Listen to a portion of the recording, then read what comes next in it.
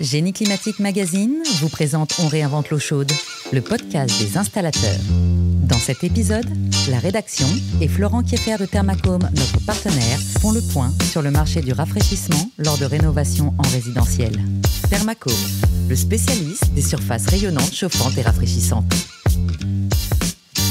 Et si on essayait de penser aussi au rafraîchissement lors des travaux de rénovation énergétique des logements ? Ce n'est un secret pour personne, le thermomètre va de plus en plus grimper à l'avenir et avec lui, nos besoins de confort en toute saison.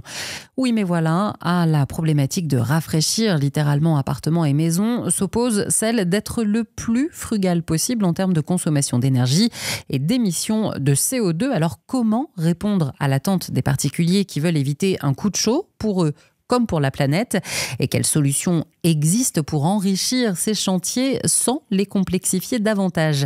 Pour ce nouveau On réinvente l'eau chaude créé par Génie Climatique Magazine, je suis aujourd'hui avec Florent Kieffer, directeur général de Thermacome, fabricant français de planchers et plafonds chauffants et rafraîchissants. Bonjour Florent.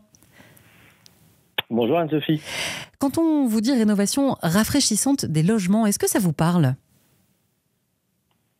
Alors, non seulement ça me parle, mais en plus, c'est une préoccupation, j'oserais dire quotidienne maintenant, parce que, comme vous l'avez fort bien exprimé en introduction, il faut à la fois participer au confort de nos concitoyens, dans un environnement que l'on sait être en réchauffement. Je pense qu'on a suffisamment de messages qui nous alertent sur ce sujet-là, et ça participe tout simplement à une aspiration d'avoir un meilleur confort au sein du logement. Voilà, ce qui est relativement légitime maintenant. Les surfaces vitrées ont augmenté, etc., etc. Enfin, vous connaissez l'histoire. Les températures moyennes augmentent.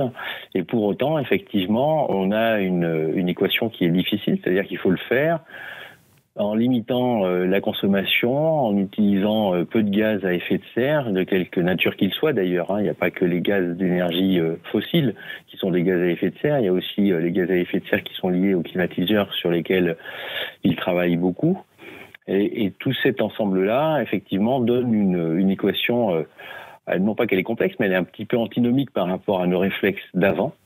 Et les surfaces rayonnantes dans leur ensemble répondent parfaitement à cette équation. Donc, quelque part, on a une fenêtre de tir, si vous m'autorisez cette expression, qui est tout à fait intéressante, je dirais même formidable en termes d'innovation et de messages à faire passer. L'innovation n'étant pas que dans la technique, finalement, il y a une forme d'innovation dans les habitudes à prendre. Alors, vous le disiez, on en parle effectivement beaucoup de ce réchauffement climatique et de ces températures qui s'affolent. Pourtant, du point de vue pratique, du point de vue terrain, quand on parle rénovation et rénovation énergétique, l'aspect confort d'été est quand même largement oublié. Pourquoi, d'après vous ? Qui est oublié, c'est ce que je vous disais, c'est-à-dire que quand on parle d'innovation, alors c'est presque caricatural, mais quelque part il faut qu'on innove aussi dans nos comportements, il faut qu'on innove dans les habitudes, et ça touche pas simplement que l'usager, c'est-à-dire le particulier ou celui qui va habiter dans le logement, ça touche aussi la filière d'installation, ça touche la distribution, etc. Et effectivement, aujourd'hui, le rafraîchissement est associé à une climatisation. La climatisation, eh bien, elle a ses qualités, bien évidemment, que tout le monde connaît. Elle a aussi des défauts. Et aujourd'hui, il y a quand même un gros travail qui est fait pour, quelque part, généraliser la notion de rafraîchissement ou d'abaissement de température. Et on revient, si vous voulez, à des pratiques qui existaient dans le temps, tout simplement, commencer par fermer ses volets, ne pas forcément ouvrir les fenêtres quand elles sont exposées au sud en plein été, etc. Oui, il y a beaucoup de pédagogie à faire auprès des usagers, c'est vrai. Oui, alors il y a une partie de pédagogie, mais c'est pas celle-là dont je parlais en l'occurrence tout de suite. Là, c'est plutôt un retour au bon sens et aux bonnes pratiques. La pédagogie, elle intervient plus sur le sujet qui nous intéresse plus particulièrement, c'est-à-dire l'abaissement de température ou le rafraîchissement dans le résidentiel, alors qui est très connu et qui est historique dans le sud et qui l'est moins dans les autres parties de la France. Pour autant, les climatiseurs, entre guillemets, ou de la climatisation dans les voitures, on en a à peu près partout en France maintenant. Et il n'y a aucune voiture qui échappe à ce dispositif, même les voitures dites d'entrée de gamme. En fait, ça va être un peu pareil pour les maisons. Et encore une fois, la difficulté était d'avoir des systèmes qui soient peu consommateurs d'énergie, qui alourdissent pas cette facture-là, parce que tout simplement alourdir la facture, ça veut dire aussi émettre plus de gaz à effet de serre quand on est sur des systèmes dits traditionnels. Autre point qui change beaucoup, c'est que jusqu'à aujourd'hui, on avait quand même énormément de générateurs, donc les chaudières en l'occurrence, qui consommaient une énergie fossile et qui étaient surtout là pour faire du chaud. Donc évidemment, faire de l'abaissement de température actif avec un générateur en chaud uniquement, c'est un petit peu compliqué, voire impossible. Finalement, l'avènement de la PAC, et notamment de la PAC RO, donne toutes ses lettres de noblesse et justifie complètement qu'on puisse maintenant parler d'abaissement de température ou de rafraîchissement dans les maisons, puisque la pompe à chaleur, comme vous le savez, est un dispositif qui est réversible et donc qui va pouvoir produire ou de l'eau chaude pour l'hiver ou de l'eau froide pour l'été. Est-ce qu'on irait jusqu'à dire que le désamour avoué du gouvernement pour le chauffage au gaz vous satisfait dans un second temps, non? Non. Alors pas du tout, pour deux raisons. La première, et là je prends position très clairement, la première c'est que annoncer la fin du gaz de la façon dont c'est fait, c'est une ineptie. Voilà. Tout simplement parce que c'est absolument pas envisageable. C'est pas du tout réaliste. Voilà, pour plusieurs raisons. Si vous voulez qu'on rentre un tout petit peu dans le détail. D'abord, il y a quand même un nombre très très important de logements qui sont aujourd'hui équipés de chaudières à gaz et qu'il sera difficile d'équiper avec un autre dispositif demain, et on pense toujours à la pompe à chaleur qui est tout à fait vertueux, mais elle peut pas être installée n'importe où aussi aisément qu'une chaudière à gaz dans les appartements parisiens par exemple, ou même, enfin je pensais aux appartements haussmanniens, c'est pour ça que j'ai pensé Paris, mais c'est vrai dans le collectif, c'est pas forcément simple. Tous les appartements qui sont équipés de petites chaudières gaz de les remplacer par une pompe à chaleur. La filière des installateurs est quand même en nombre très inférieur pour pouvoir installer une pompe à chaleur par rapport à une chaudière gaz, c'est-à-dire qu'il n'y a pas eu la formation qui va avec. Et puis troisième point qui, à chaque fois qu'on en parle à l'extérieur, même des gens qui ne sont pas dans la profession trouvent quand même qu'il y a quelque chose qui est dissonant, c'est que on voit des méthaniseurs un petit peu partout pointer le bout de leur nez en France. Donc c'est un gaz dit bio qu'on peut injecter dans le réseau gaz actuel, et dans le même temps on nous dit qu'il n'y aura plus de chaudière à gaz. Donc pour moi c'est vertueux dans le message, parce que on peut très bien comprendre l'intention qu'il y a derrière le gouvernement, mais il y a une forme de brutalité, et que ce soit les industriels, les consommateurs, les artisans, tout le monde ne peut pas s'adapter simplement sur un claquement de doigts. Donc je pense que ça. D'ailleurs, il y a aujourd'hui une concertation qui a été ouverte et jusqu'au 28 juillet, qui doit se terminer fin juillet. Voilà, exactement.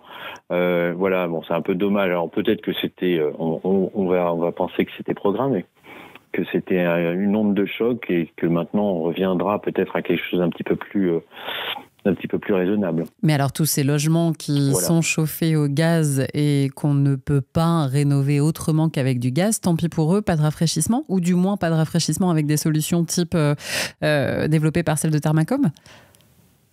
Alors, on ne peut pas le dire aussi d'une manière aussi caricaturale, parce que en fait, il y a des logements qui pourront tout à fait être rénovés avec des pompes à chaleur de forte puissance. Vous savez que ça va bientôt arriver d'ailleurs, à l'obligation d'avoir des pompes à chaleur dans les logements collectifs. Voilà, donc ça peut être le cas, mais on ne peut pas le systématiser. Et surtout, le logement neuf, c'est pas du tout la rénovation. Et moi, je pensais surtout à la rénovation. Alors, oui, dans la rénovation, effectivement, le rafraîchissement ou l'abaissement de température, ça sera peut-être pas aussi immédiat que dans le neuf. Vous parliez tout de même d'innovation tout à l'heure, justement. Comment vous, en tant qu'industriel, vous essayez de vous adapter, vous essayez d'innover face à ce nouveau besoin de confort d'été en rénovation, dans l'existant? Tout à fait. Tout à fait. Alors, la technologie, on la connaît, elle est extrêmement vieille. Ça fait très longtemps qu'elle est utilisée. Alors, d'abord pour chauffer les logements, ensuite pour les rafraîchir. Hein, donc, c'est le rayonnement. Et effectivement, un plancher chauffant, pour partir de l'histoire, le plancher chauffant est quand même traditionnellement beaucoup plus installé dans le neuf. Personne ne se pose la question. Alors il y en a dans les rénovations, mais c'est ce qu'on appelle les rénovations lourdes. Et d'ailleurs, dans les stades de l'INSEE, elles sont considérées aujourd'hui pratiquement comme du neuf. Et donc, ça limite énormément quand même le nombre de logements que l'on pourrait adapter, contrairement à ce même nombre équipé de pompes à chaleur. C'est-à-dire qu'on a un nombre extrêmement important de logements qui sont rénovés aujourd'hui avec le remplacement d'une chaudière traditionnelle par une pompe à chaleur. Pour autant, ils vont garder des émetteurs classiques du type radiateur et eux non plus ne pourront pas bénéficier de rafraîchissement, sauf à ce qu'ils mettent en place un plancher chauffant. Mais il faut quand même comprendre ou réaliser que quand on annonce à un particulier qu'on va lui casser le sol, changer éventuellement ses hauteurs de seuil, etc., enfin c'est des travaux qui, même s'ils se font, il n'y a pas de problème, peuvent apparaître un peu traumatisants ou du moins anxiogènes pour quelqu'un qui forcément n'en a pas l'habitude, parce qu'il va changer de plancher chauffant, enfin il va changer d'émetteur, une fois dans sa vie lors de la rénovation de sa maison. Donc on ne peut pas dire que ce soit une pratique courante du point de vue du particulier, et on peut comprendre que ça soit un tout petit peu anxiogène. L'autre aspect, c'est de pouvoir mettre donc un plafond chauffant rafraîchissant, qui lui s'installe beaucoup plus simplement qu'un plancher. Voilà, et ça permet d'équiper donc en rénovation les logements qui sont eux-mêmes rénovés avec des pompes à chaleur. L'innovation, elle réside non pas dans la techno, puisqu'elle est connue. L'innovation, elle va résider dans le fait d'avoir des planchers chauffants de plus en plus faciles à installer en rénovation, de plus en plus fins, de plus en plus réactifs. Voilà, donc on se met à la fois à la place de celui qui va l'utiliser, donc l'occupant du logement, mais aussi et surtout de l'installateur qui va devoir faire les travaux. Et le plafond est par exemple une forme d'innovation également. Est-ce que vous voyez dans vos chiffres marchés une évolution de la place que prend le plafond chauffant rafraîchissant, puisque justement il répond assez facilement à ces besoins de rénovation de logement?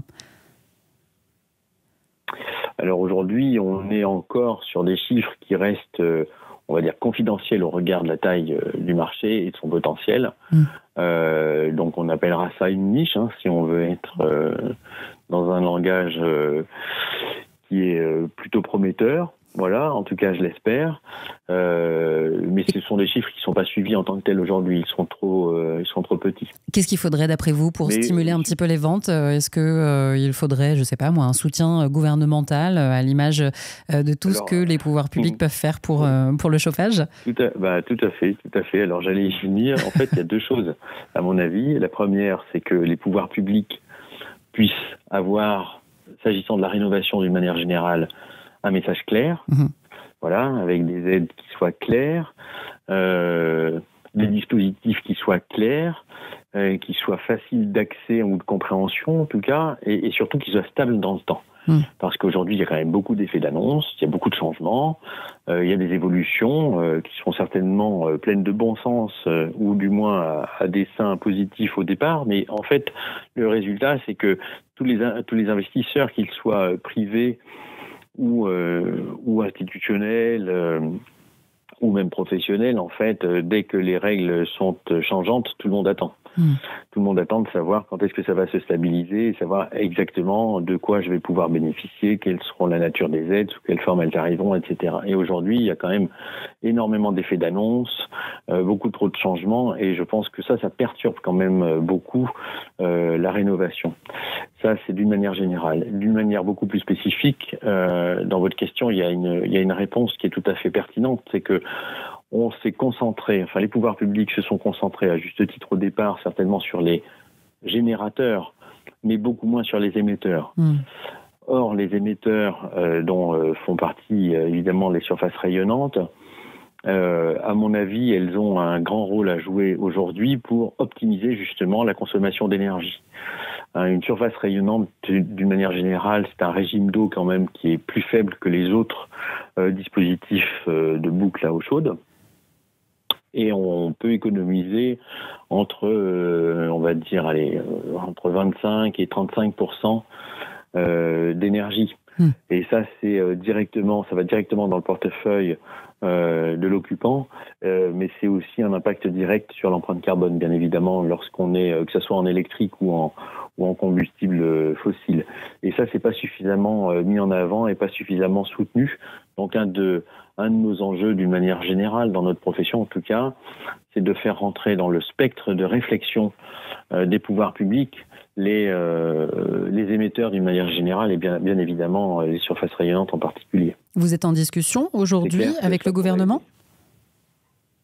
Pas directement, parce qu'on est quand même une profession petite.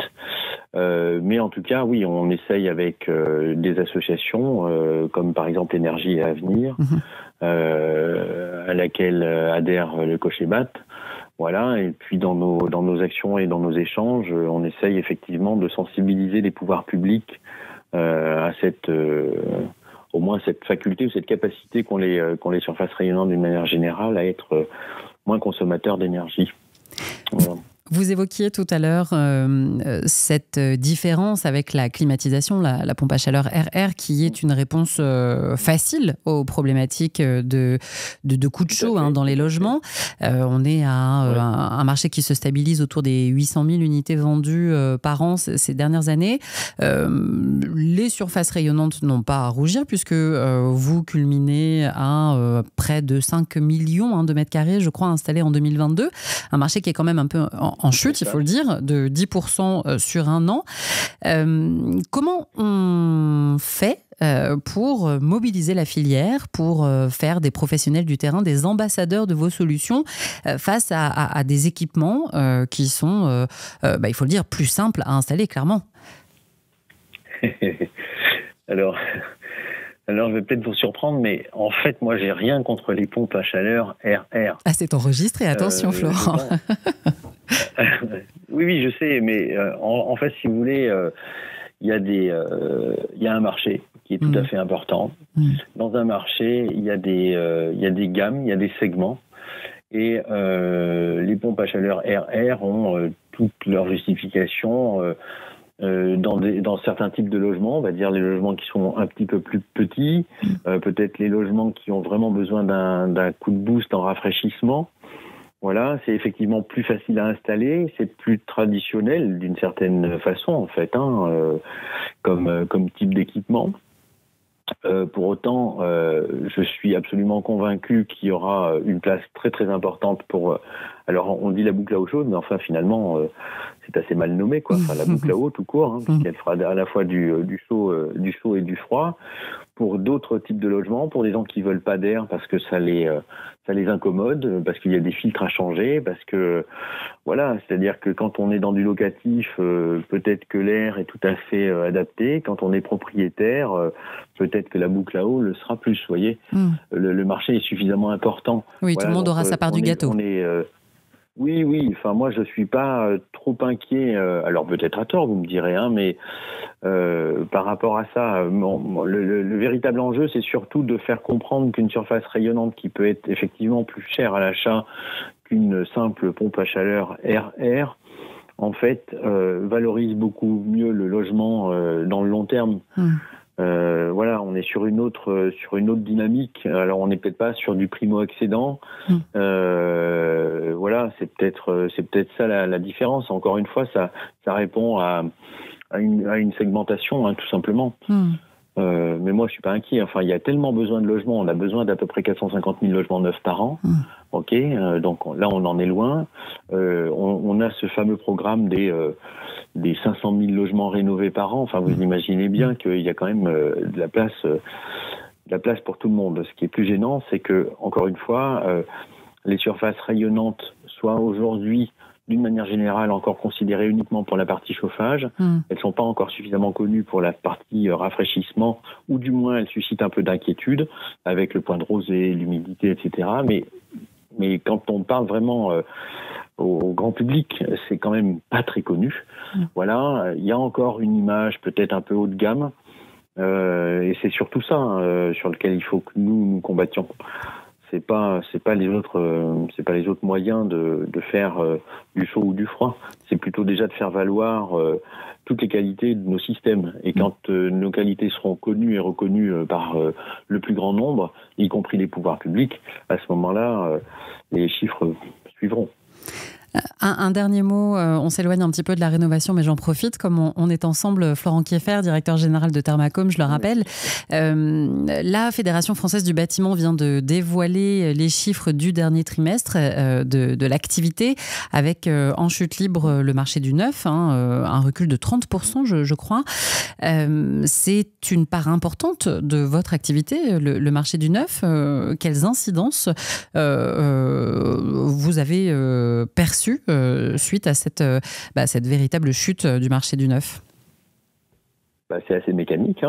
En fait, le chiffre que vous évoquiez tout à l'heure, c'est le chiffre que nous avons communiqué au sein du Cogebat lors de la conférence de presse sur l'année 2022. Oui, la chute de 10% d'activité. Le moins 10, voilà. Donc c'est lié déjà à la chute du neuf. La chute, le logement neuf et surtout l'individuel continue de se dégrader, puisque les mises en chantier fin mai, on est en maison individuelle, on doit être à moins 20%, quelque chose comme ça, et les autorisations, on doit être à moins 40%.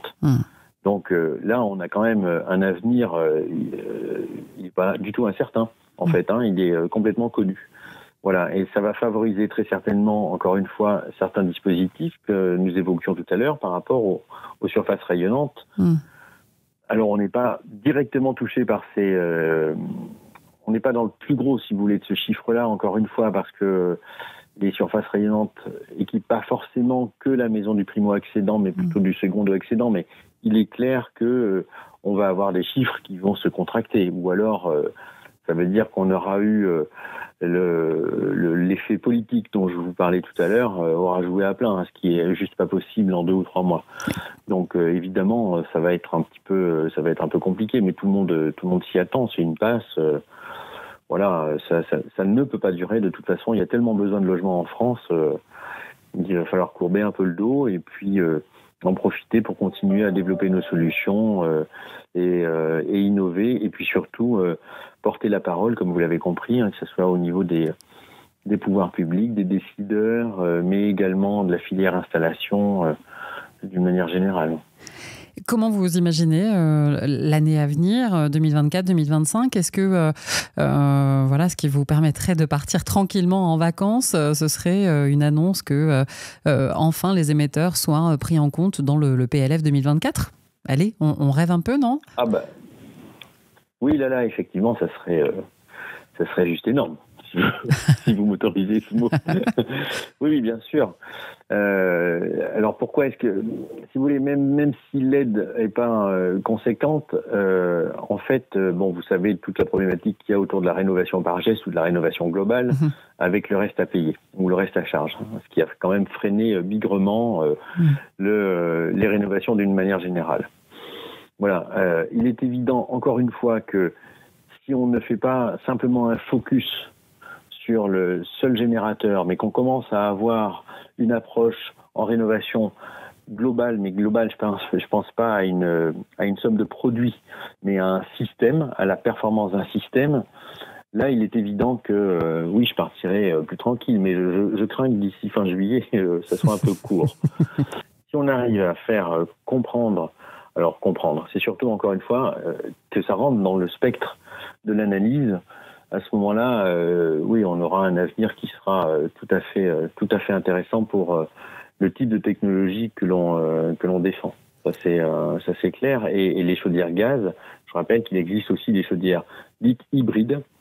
et qui permettent de faire également de l'abaissement de température. Grâce à une pompe à chaleur qui vient se greffer au dispositif. Merci beaucoup Florent Kieffer, directeur général de Thermacom. Ce podcast, On réinvente l'eau chaude, est à retrouver sur Spotify et SoundCloud.